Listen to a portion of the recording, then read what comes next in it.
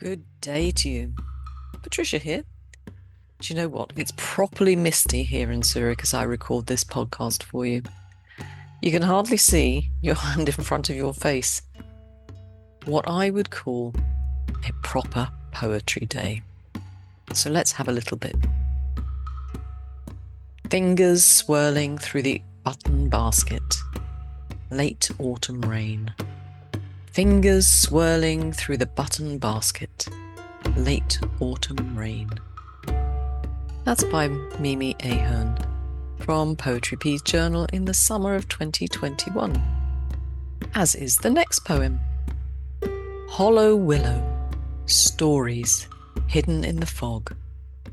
Hollow Willow, Stories Hidden in the Fog. And that one's by Eva Drobna. And I have one from me. Aging Skin, Wormholes Intersecting, Windfall Apples. Aging Skin, Wormholes Intersecting, Windfall Apples.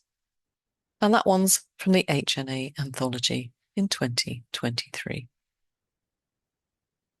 Which reminds me, I'm saving up to attend the next meeting, which is next year.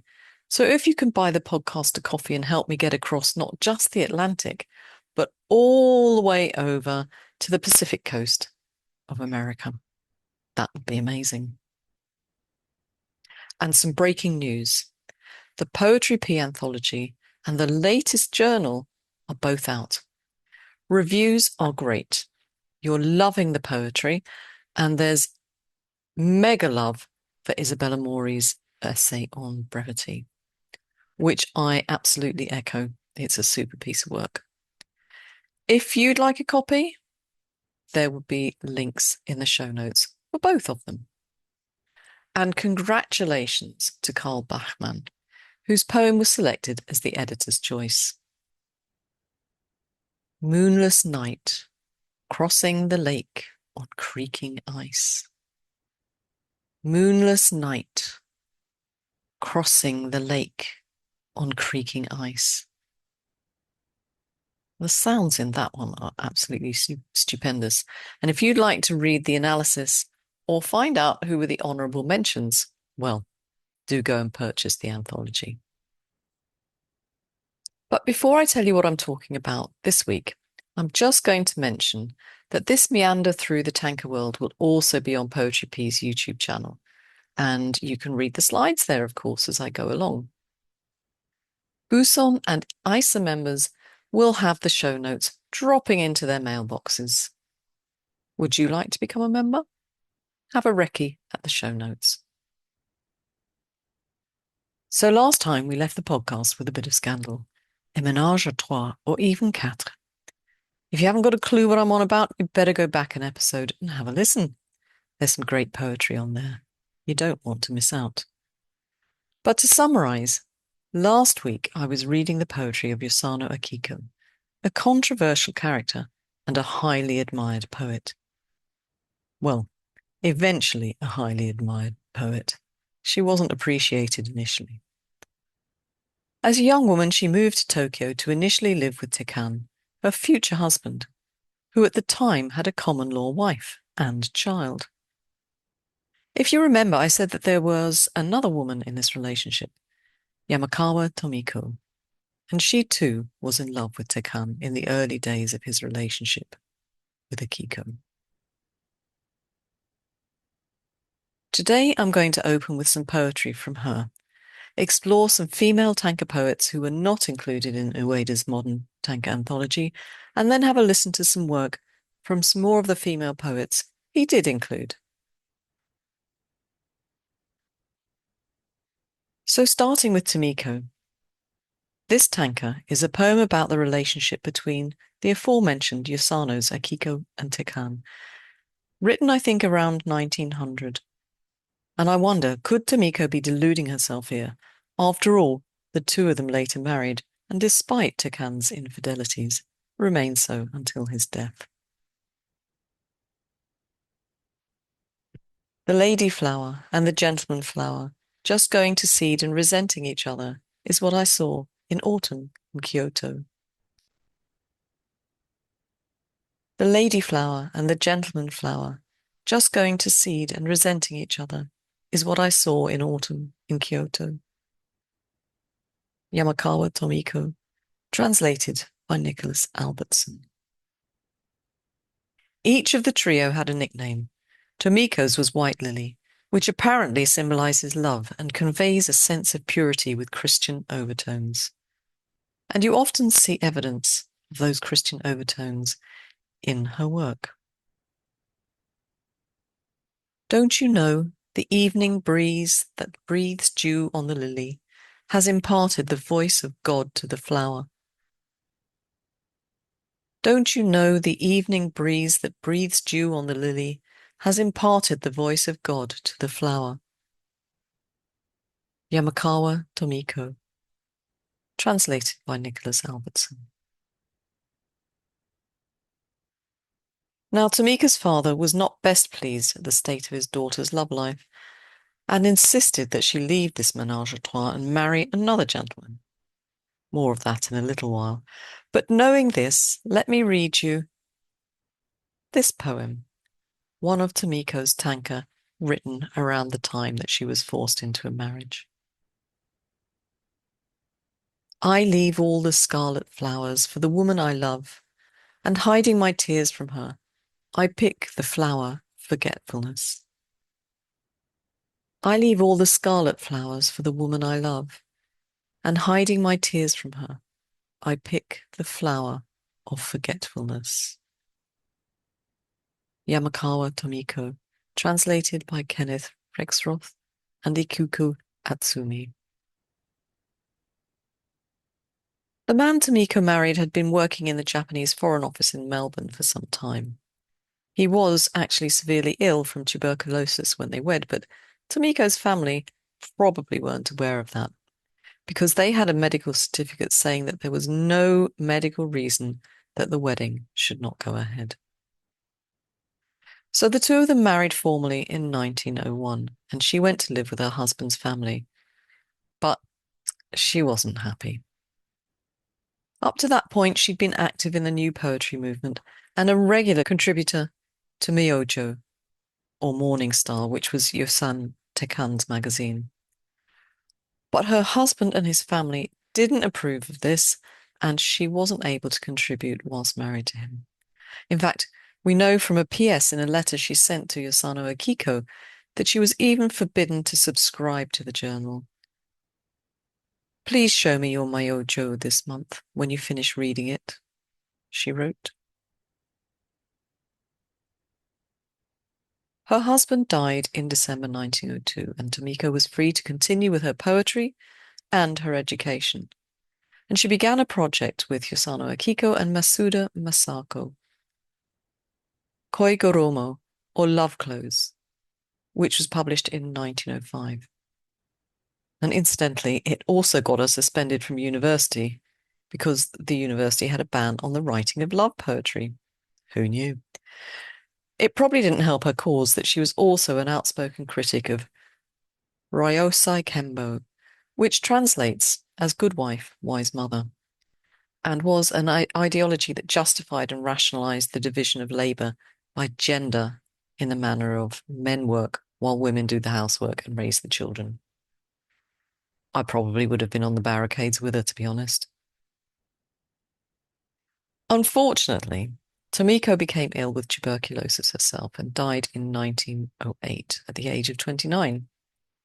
She left behind her poetry, obviously, and I think we're going to see that she had potential to become one of the premier Tanka poets of all time, let alone her era.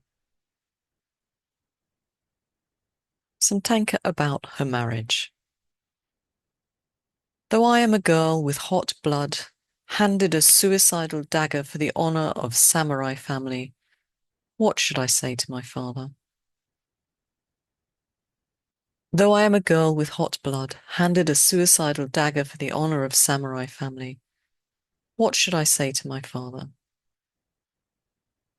Yamakawa Tomiko, translated by Tanaka Mitsuko.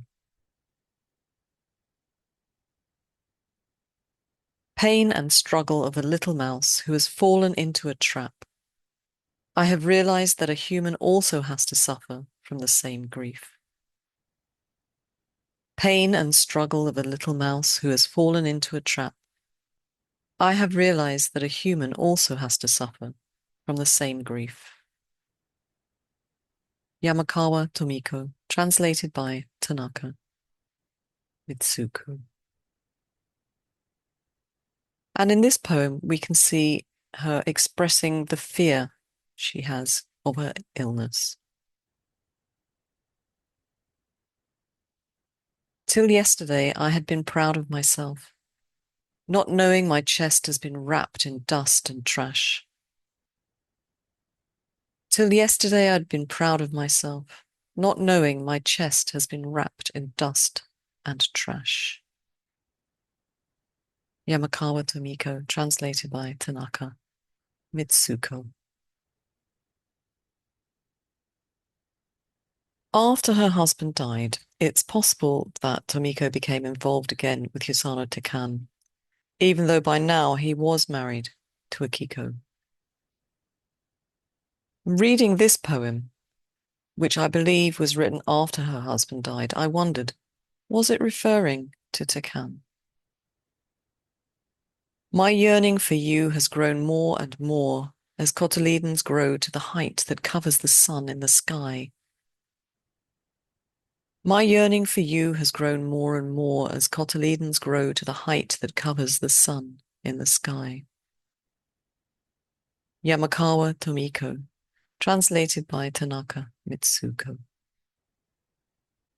Now, Masuda Masako was the third contributor to Robe of Love, or Love Clothes.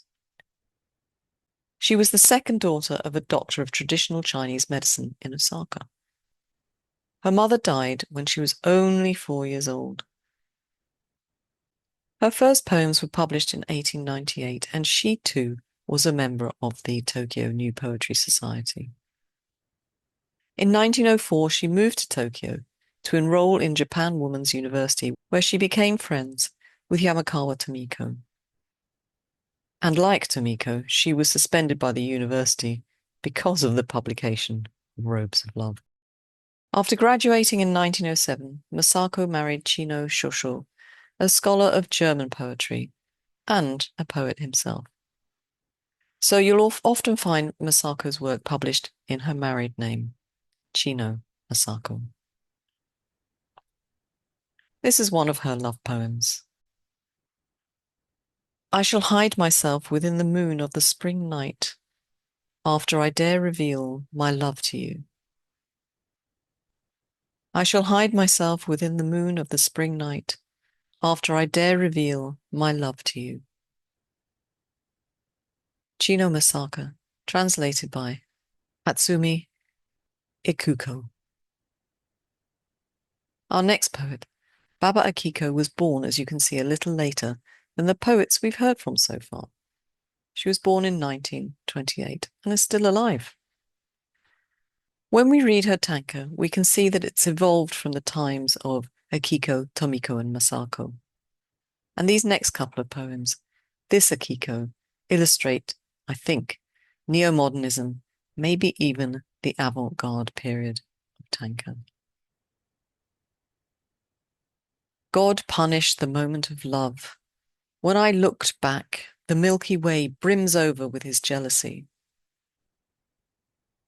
God punished the moment of love. When I looked back, the Milky Way brims over with his jealousy. Baba Akiko, translated by Atsumi Ikuko. In autumn, words sound like an echoing axe. Even some demon in me would rise and walk away. In autumn, words sound like an echoing axe. Even some demon in me would rise and walk away. Baba Akiko, translated by Atsumi Ikuko. And one last one from Akiko, just because it touches my heart. Since I don't know my mother, I won't be a mother. Facing the sun, we smile at each other, myself and the faceless child. Since I don't know my mother, I won't be a mother. Facing the sun, we smile at each other, myself and the faceless child. Baba Akiko, translated by Kenneth Rexroth and Atsumi Ikuko.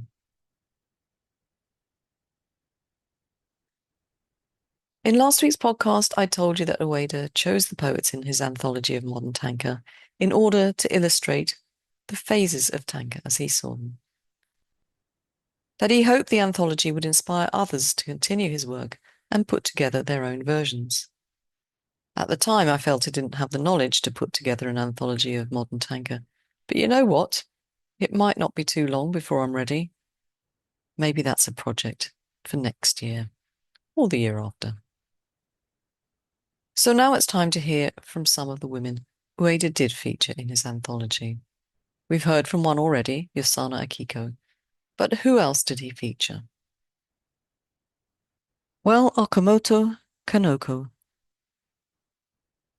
In common with the women we've met so far, Kanoko was the offspring of a wealthy father and highly educated. She also had a whiff of scandal around her life. She eloped with one of her boyfriends, but didn't marry him. Instead, in 1910, she married Okamoto Ippai, an artist, and went on to have 3 children. She was a restless soul and continued to see other men, one of whom lived with Kanoko and her husband. And in 1929, when Kanoko, her husband and son went to Europe, she took 2 boyfriends with her. In his anthology, Ueda suggests that her behaviour caused her guilt, which in turn led to mental breakdowns. I don't know. I'm not entirely convinced by that argument. What do you think? But I do wonder if the following poems illustrate her state of mind during some of her breakdowns. My mind, shattered in thousands of fragments, wishes to spend this whole day on a boat, drifting with the river stream. My mind, shattered in thousands of fragments, wishes to spend this whole day on a boat, drifting with the river stream. Okamoto Kanoko, translated by Makoto Ueda.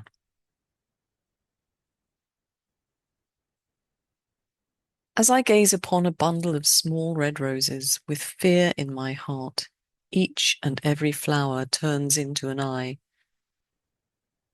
As I gaze upon a bundle of small red roses, with fear in my heart, each and every flower turns into an eye. Okamoto Kanoko, translated by Makoto Ueda. Although she was a poet who published 4 collections of Tanka in her lifetime, she's probably best known for prose fiction. She wrote 9 collections of fiction. Next up is Saito Fumi. She was a daughter of a high-ranking military man, himself somewhat regarded as a Tanka poet, so it was probably fated that she'd take up that form of poetry, which she did in her teens, although she was a little older when her work was first published. As an aside, her father was amongst the officers accused in the February 26th incident of 1936, in which some of the military attacked the home of the Prime Minister.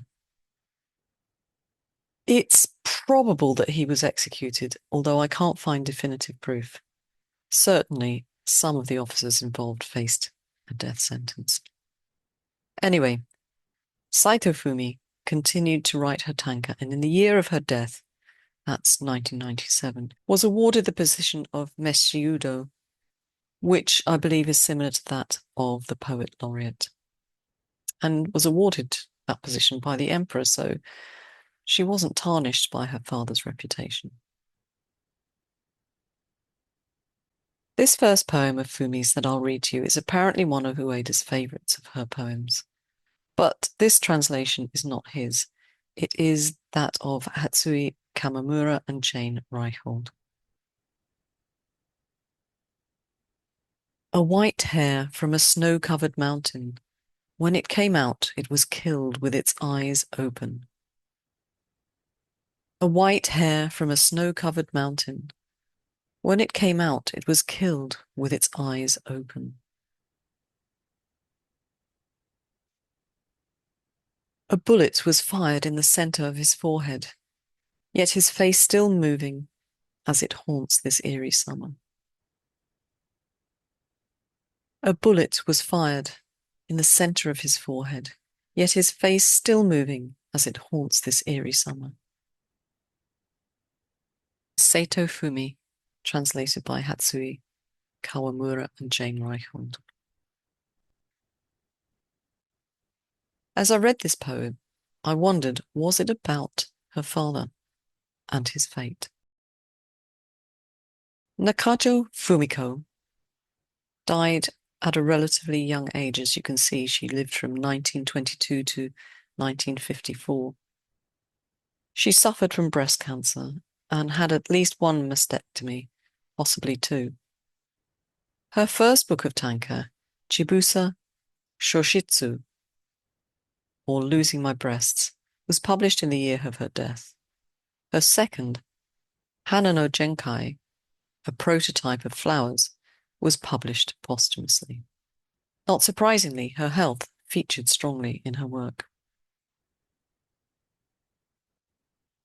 In search of a shore where I might spot my breast drifting along with white jellyfish, I'll go to sleep again. In search of a shore where I might spot my breast drifting along with white jellyfish, I'll go to sleep again. Nakajo Fumiko, translated by Makoto Ueda.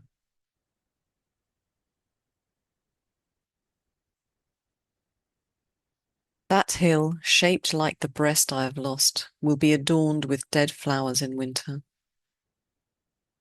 That hill, shaped like the breast I have lost, will be adorned with dead flowers in winter. Nakajo Fumiko, translated by Makoto Ueda.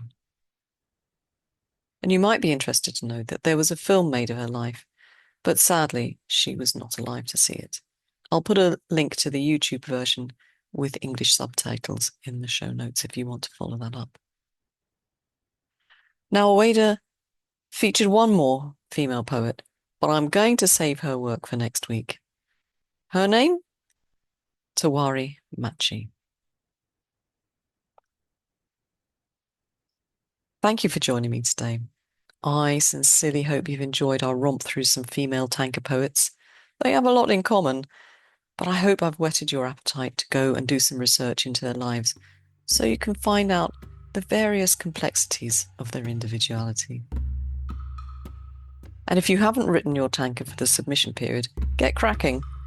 Time is against you. And of course, many of you are not going to be listening at the time of publishing, in which case, nip over to the website and check out the submission agenda. And of course, have a look at the Poetry P YouTube channel and add your poems to the video prompt. So that's it. Thank you again for joining me. And a little reminder, if you can support the podcast, there will be links in the show notes to buy me a coffee. I'll see you next week for more Tanka, but until then, keep writing. And don't forget, there'll be a few other bits and pieces apart from buy me a coffee in the show notes. Do go over and have a look. Ciao!